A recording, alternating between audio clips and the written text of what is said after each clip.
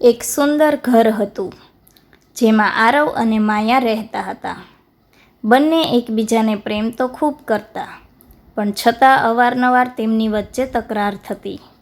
ક્યારેક શાકમાં મીઠું ઓછું હોવા પર તો ક્યારેક મોડા ઘરે આવવા પર. એક દિવસ વાત એટલી વધી ગઈ કે બંનેએ મૌન ધારણ કરી લીધું. આરવ તેના મિત્ર અને વડીલ એવા કાકા પાસે સલાહ લેવા ગયો.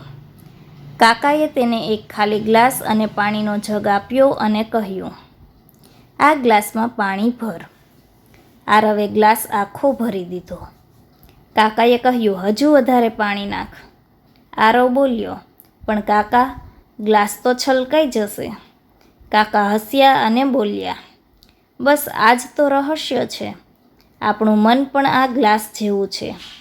જ્યારે આપણે નાની નાની વાતો મનમાં ભરી રાખીએ છીએ અને તેને ખાલી નથી કરતા, ત્યારે છેલ્લે એક નાનકડું ટીપું પણ ઝઘડાનું મોટું સ્વરૂપ ધારણ કરી લે છે."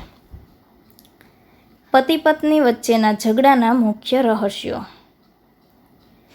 વાર્તા પરથી અને મનોવિજ્ઞાન મુજબ ઝઘડા પાછળ આ 4 મુખ્ય કારણો છુપાયેલા હોય છે, જેમાંનું પહેલું છે અપેક્ષાઓનો પહાડ.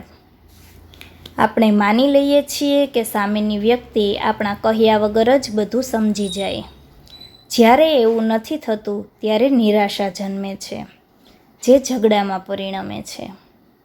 બીજું છે સાંભળવાનો અભાવ. મોટાભાગના કિસ્સામાં આપણે સાંભળીએ છીએ માત્ર જવાબ આપવા માટે, સામેની વ્યક્તિની લાગણી સમજવા માટે નહીં.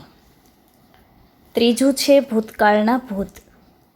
ઝઘડો વર્તમાનની કોઈ વાત પર હોય, પણ જૂની વાતોને વચ્ચે લાવીને તેને મોટો બનાવવામાં આવે છે. ચોથું છે સમયની અછત. આજના ભાગદોડ ભર્યા જીવનમાં ક્વોલિટી ટાઈમ ન ફાળવવાને કારણે મન દુઃખ વધે છે. ઝઘડા રોકવાનો મંત્ર. સંબંધમાં જ્યારે હું અને તું હારી જાય અને આપણે જીતી જાય, ત્યારે જ સાચું સુખ મળે છે. જેમાંનું પહેલું છે વાતચીત કરો. મનમાં વાત રાખવાને બદલે શાંતિથી કહી દો. સ્વીકાર કરો. કોઈ પણ વ્યક્તિ પૂર્ણ હોતી નથી.